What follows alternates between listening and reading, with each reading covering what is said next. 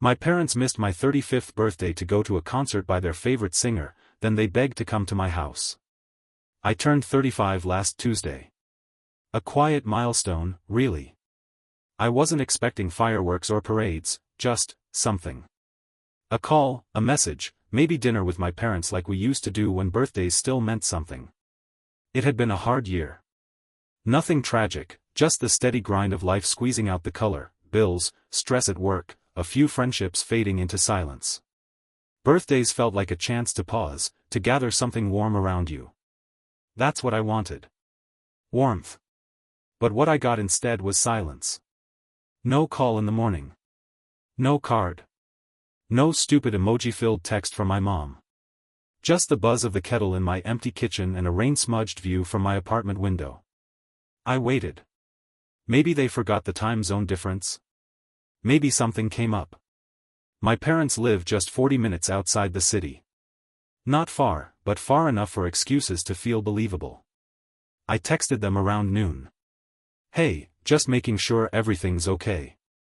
Let me know if you're coming by later. Love you guys. Nothing. I didn't want to seem needy. I told myself not to double text. I'd be fine. I made a little pasta, opened a bottle of cheap wine, lit a candle, and watched old episodes of a show we all used to watch together on Sunday nights. Nostalgia makes for a decent substitute when you're alone. It wasn't until the next morning that I found out where they were. A picture. Sent by my cousin. It was blurry, but unmistakable. My mom, wearing a wide smile and a sparkly scarf. My dad, holding a concert program. The two of them beaming beneath a bright marquee. The caption read, "They made it to her show. Absolute bucket list night for your parents." Her. My favorite singer. The one I grew up obsessed with. The one who shaped my playlists shaped my moods, and my moods often shaped my whole damn identity. She was performing in town. One night only. The kind of event you plan around, sell kidneys for. I hadn't gotten tickets. They sold out in minutes. I stared at that photo for longer than I care to admit. I felt something sink in my chest. Not the pain of missing out, not exactly. It was something deeper. They didn't even tell me. They hadn't invited me. They didn't say, we couldn't get 3 tickets. They just went. On my birthday. Later that afternoon, the text came in. Sorry for the delay. We went to the concert last night, it was amazing. Thought we'd swing by this weekend to celebrate your birthday. Sound good? Just like that. Like I hadn't spent the evening alone. Like they hadn't skipped the one day I kind of needed them. I didn't respond. It wasn't about the concert. It was about the forgetting. I left them on read. That night, my phone rang 3 times. First mom, then dad, then mom again. I didn't pick up. I couldn't. Every time I tried, my throat tightened. I was 35 years old and sulking like a teenager, but something about the whole thing cut sharper than I expected. I barely slept. I lay in bed staring at the ceiling, listening to the pipes groan in the walls, wondering if this is how relationships die, not with a fight, but with a slow, quiet distancing. A moment you don't return from. The next day, they showed up unannounced. I was still in my bathrobe, hair unbrushed, when the doorbell rang. I looked through the peephole and there they were, my mom holding a small cake in a plastic box, my dad with a smile that didn't quite reach his eyes. I didn't open the door right away. I just stared. Eventually, my mom leaned in and said through the door, "Sweetheart, we're sorry. Can we come in?" I opened the door. Slowly. Mostly out of curiosity. "Happy birthday," she said, raising the cake like an offering. "You forgot," I said, my voice hollow. "No," she said. We made a mistake." My dad nodded. "We didn't think. We thought you'd be okay with it.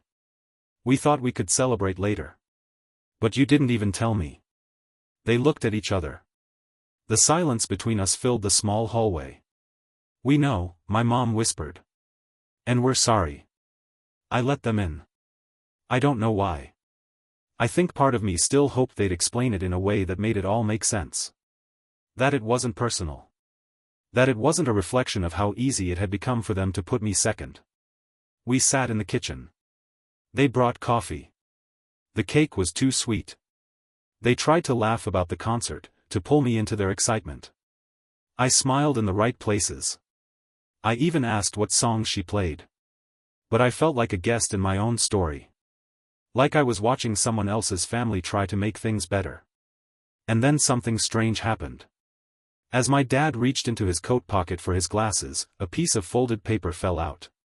It landed on the floor near my chair. I bent down and picked it up. It was a printed receipt. From the ticket seller. 3 tickets. I blinked. 3. I looked up. They were still talking, my mom recounting how close they were to the stage. My fingers tightened around the paper.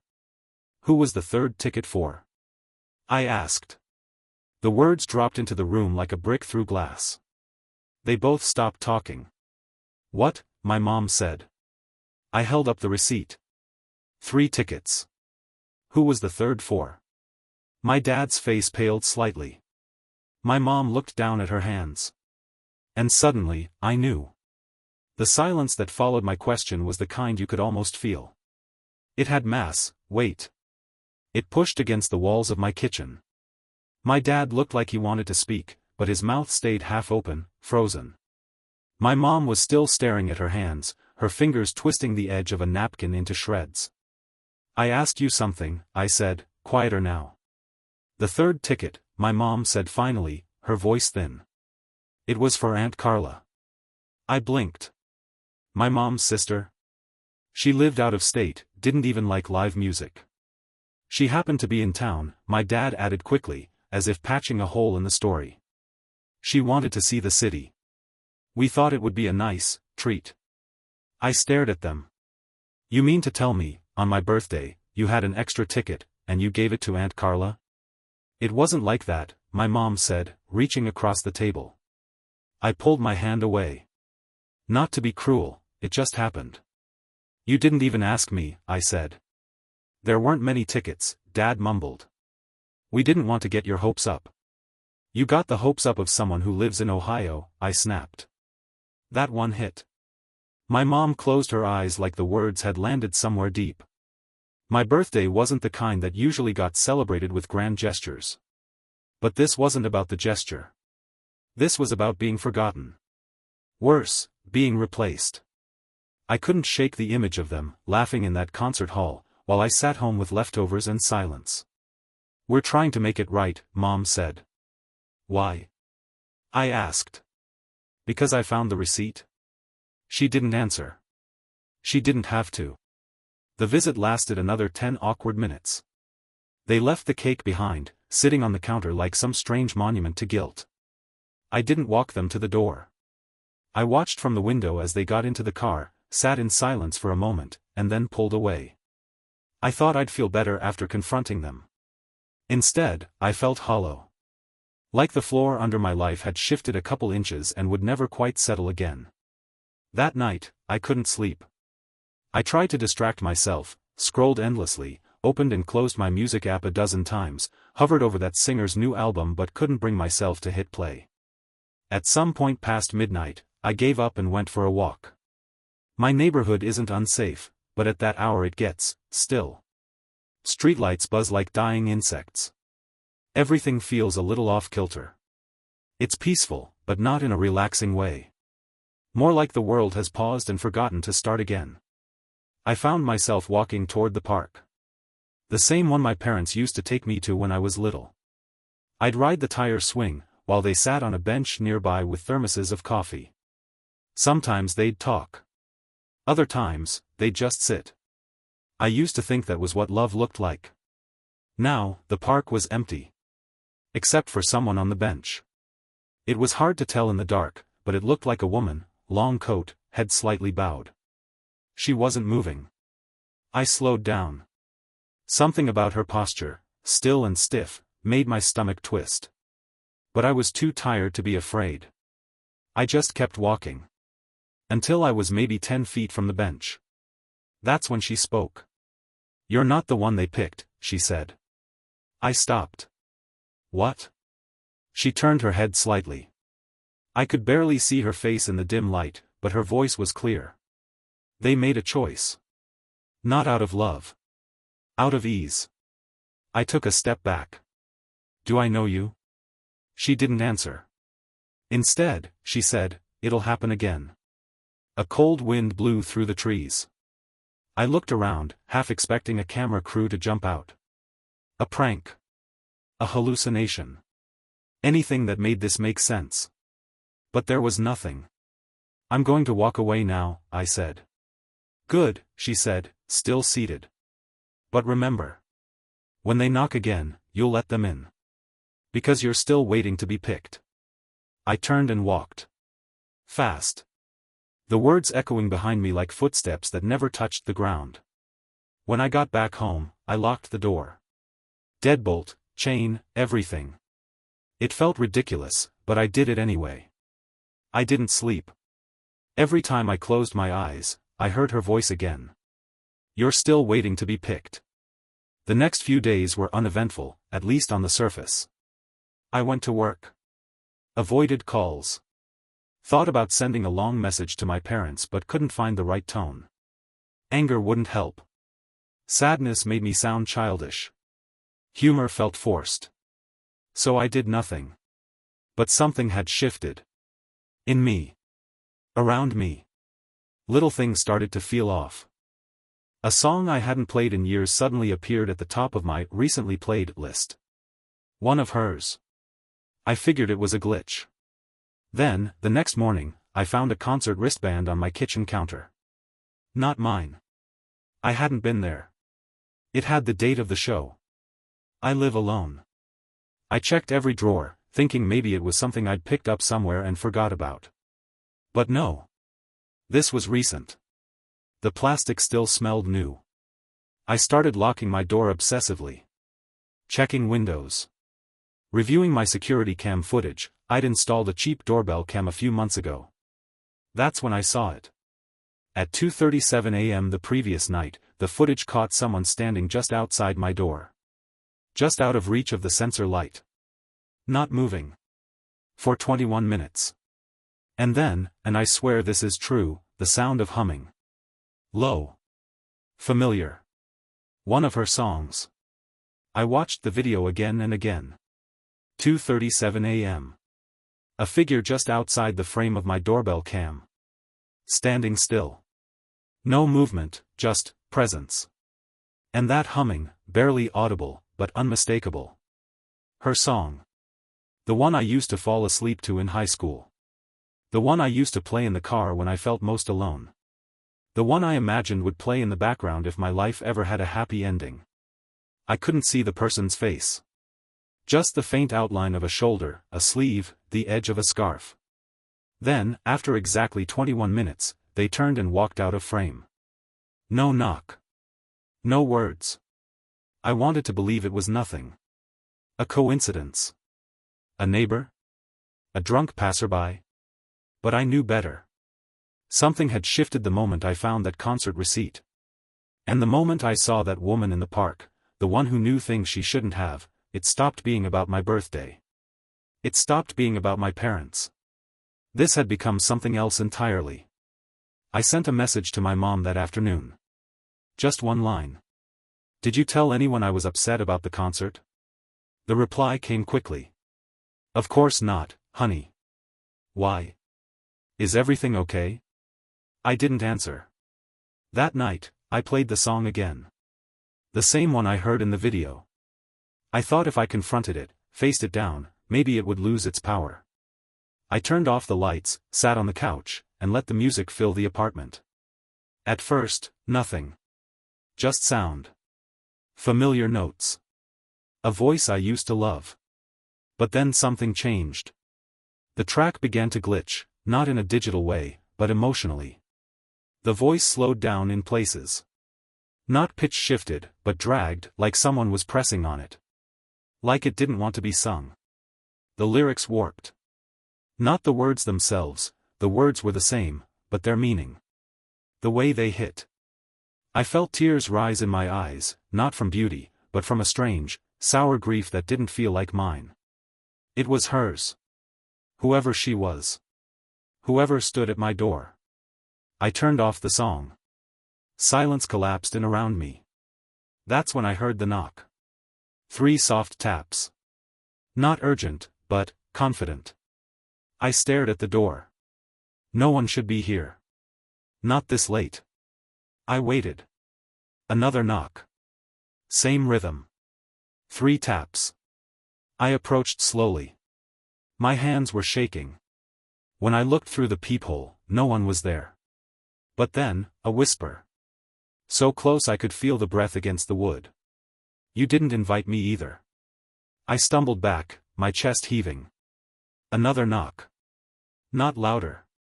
Just closer, somehow. More intimate. You forgot me too.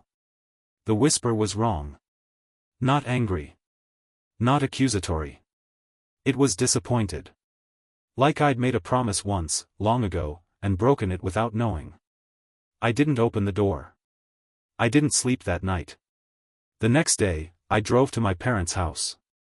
They were surprised to see me. My mom was in the middle of making tea. My dad was sorting through old mail. Normal things. Regular things. But nothing felt normal anymore. We need to talk, I said. They looked at me with concern. I need to know everything about the concert. Every detail. Who you went with. What happened. Everything. They didn't question me. Maybe they saw something in my face. Maybe they felt it too, that something wasn't right. They told me Aunt Carla hadn't gone. She'd gotten sick the night before. A stomach bug. They had offered the extra ticket to a neighbor's daughter, some girl in her 20s, an old babysitter's niece. A quiet girl, my mom said. Barely spoke all night. Just nodded along to the music. Left early, didn't say goodbye. What was her name? I asked. My mom blinked. Oh. I don't remember. It was one of those short, old-fashioned names. Elsie? Edna? Something like that. I pressed them. What did she look like? What was she wearing? She had this long coat, my dad said. Black or maybe dark green. And this scarf with tiny silver stars on it. Strange eyes. Not in a bad way, just, you noticed them. My blood ran cold. That was the scarf I saw in the doorbell cam. The outline I saw in the dark. That was her. Did she say anything odd? I asked. Anything at all? My mom looked confused. Not really. Just thanked us. Said it meant a lot to be remembered. That word. Remembered. I stayed a little longer, tried to act normal. But my head was spinning.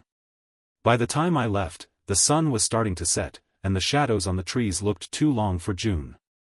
I got back to my apartment just before dark. As I approached the front steps, I saw something wedged into the doorframe. A photo. Old. Curled at the edges. It was me. Maybe 5 years old. Standing in the park. The same park I'd walked to that night.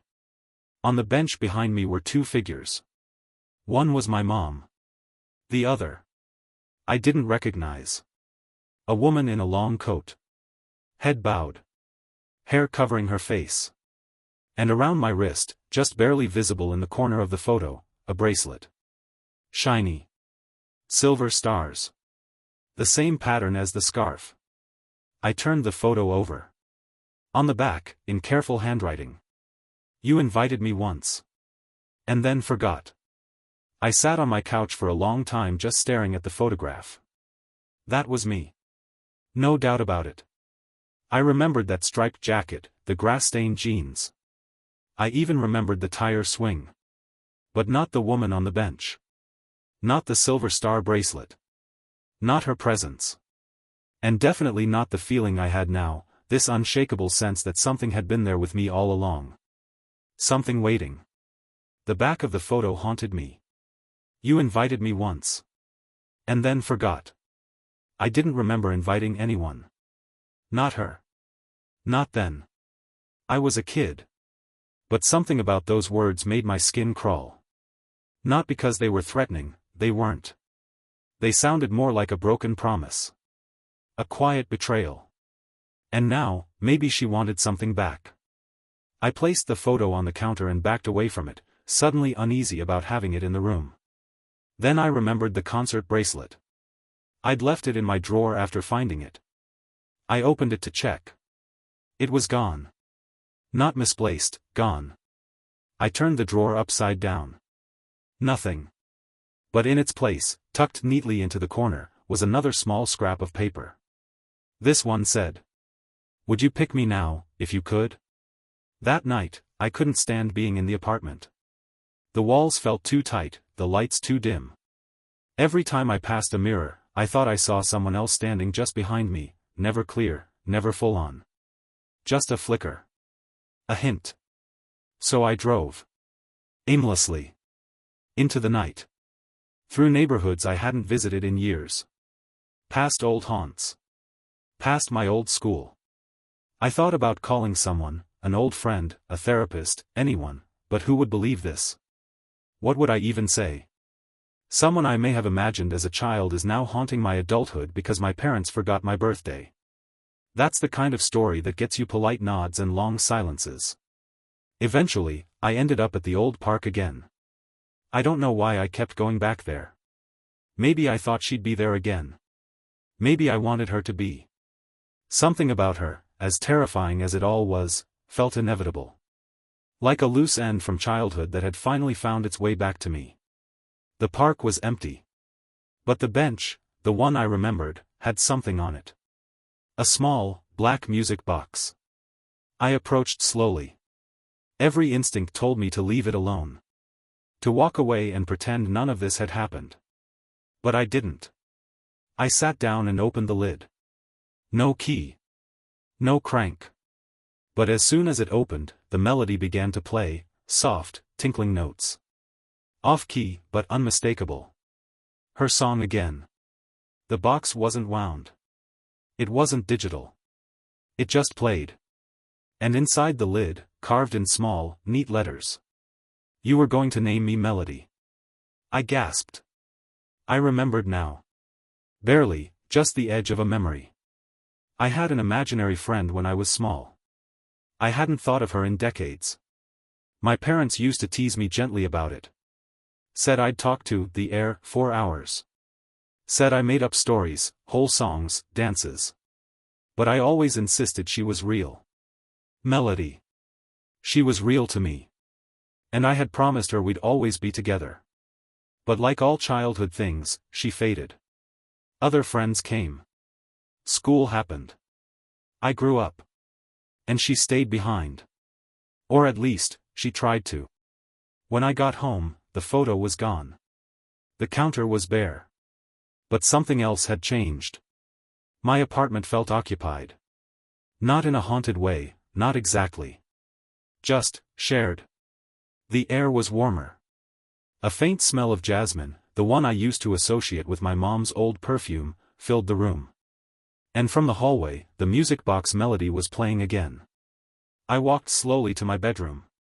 There, sitting on my pillow, was the silver star scarf. Wrapped around it, not threatening, not tight, just gently bundled, was another photo. This one showed me at 13, headphones on, sitting in my room, lost in music. And next to me, blurry, was a girl. Faded. Translucent. But there. Watching. Waiting. On the back of the photo. "You loved me first. Before anyone else." Something in me cracked. I sat on the edge of the bed, clutching the scarf, the photo, and let myself remember, really remember, what it felt like to create something just for me.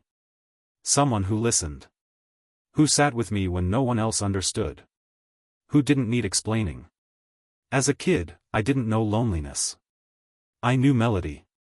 She was comfort. Safety. Consistency. And then I forgot her. Left her behind. And now, maybe I'd been the one haunting her. I didn't go to work the next day. I didn't call anyone. Instead, I sat in silence and wrote. Everything I remembered. Every game we played. Every song I made up. Every secret I whispered when I thought no one could hear me. And then I said her name. Out loud. Melody. The lights flickered. Not off. Not dangerously. Just a soft hum. Like a sigh. And then, from the hallway, I heard a voice. Clear this time. I never left. You just stopped seeing me. She was there. At the end of the hallway. Standing. The same coat. The same scarf. But not frightening. Not ghostly. She looked like someone I could have known my whole life. Why now? I asked. You remembered, she said. And that opened the door. I felt a strange calm settle in my chest. It didn't make sense, none of this did, but it also did. In the way dreams sometimes do, even when you wake up crying. I'm sorry, I whispered. I know, she said. She stepped closer. I didn't flinch. I don't want to be forgotten again, she said. I won't, I promised. But even as I said it, I knew the truth. The mind moves on. The heart grows around old holes. What we keep, what we choose to keep, stays alive. But everything else fades. Melody stood at the edge of my hallway, her face calm, her eyes clear. Not angry. Not demanding. Just, present. For all the things I'd expected this to be, a haunting, a punishment, a cry for help, I never expected the thing that hit me hardest, guilt. Not terror. Not confusion. Guilt. Because I'd forgotten her. Not just moved on, erased. Like she was a stain I'd wiped off the surface of my childhood. And now, standing in the dim light of my apartment, she looked exactly how I'd made her in my mind all those years ago, tall for her age, wrapped in a coat far too big for her frame, long black hair that never moved in the wind. The scarf, always the scarf, with the tiny silver stars that glittered even when there was no light. I don't understand what you want, I said finally. She took a step closer. You made me real. I shook my head. No, I was a kid. I had an imagination. You named me. You gave me a voice. You said I was your forever friend. Do you remember that? I did. I remembered whispering it under the blanket fort. I remembered giving her a place at the table, in drawings, in made-up songs. She was my audience, my secret, my sanctuary. But I also remembered the day I stopped talking to her. The first day of middle school, when I came home excited about real friends. The ones who had phones, and backpacks, and laughter I didn't have to invent. Melody became embarrassing. A relic. Something I quietly shoved to the back of my mind. And like anything neglected, she waited. And waited. And waited. I didn't know, I said. I know, she whispered. She walked slowly around the room, running her fingers along the surfaces, touching the framed pictures on the wall, some with my parents, some without. One of me at 27, on stage at an open mic night, trying and failing to sing one of the songs she'd helped me write when I was 7. You let them in, she said, not looking at me. Even when they forgot you. Even when they chose someone else. I swallowed hard. But you didn't let me in. Not once. I wanted to deny it. But she was right. I had accepted so much from people who didn't show up. Forgiven so easily. Made excuses. But Melody. I had cast her out like she never mattered. So why come back? I asked. Why haunt me now? She turned to me then. And for the first time, I saw her face change. She looked sad. Not malevolent. Not unhinged. Just tired. Because you needed me again, she said. That hit something deep. I started, but stopped. Because the truth bubbled up before I could suppress it. I did need her. Not in the same way as before, not as a child clinging to fantasy. But as someone who had spent years letting himself become forgettable. To family. To friends. To himself. Melody had always been a mirror. A voice in the dark saying, "You matter. You are seen." And when that voice left, so did something essential. "I'm scared," I admitted. She nodded. "That's when I'm strongest." We stood in silence for a while. Then she walked to the door. "I can go," she said. "If you really want me to. But if I go this time, I won't come back." She didn't say it like a threat. Just a fact. A choice. The same kind of choice my parents had made. Not out of cruelty, out of convenience. Because something else was easier. And now it was my turn. I could forget Melody again. Shove her back into the shadows of my memory, label her as delusion or grief or a symptom of something worse. Or I could let her stay. As what, exactly? I wasn't sure. Not an imaginary friend. Not a ghost. But maybe as something I hadn't had in years. A witness. Someone who remembered me when I forgot myself. I didn't speak. Instead, I stepped forward and opened the door. She smiled. Stepped outside. And vanished. Just like that. Not into thin air. Not like a special effect. More like a choice that had been made. But on the ground, where she had stood, was the scarf. Folded neatly. A note tucked inside. "When you sing again, sing for both of us." It's been 3 months since then. My parents and I are talking again. Tentatively. Carefully. We don't mention the concert. We don't mention the receipt. Some wounds are too small for grand apologies but too deep for casual jokes. They don't know about Melody. They wouldn't understand. But I do. I see her now in different ways. Sometimes in the way a song hits me unexpectedly in the middle of traffic.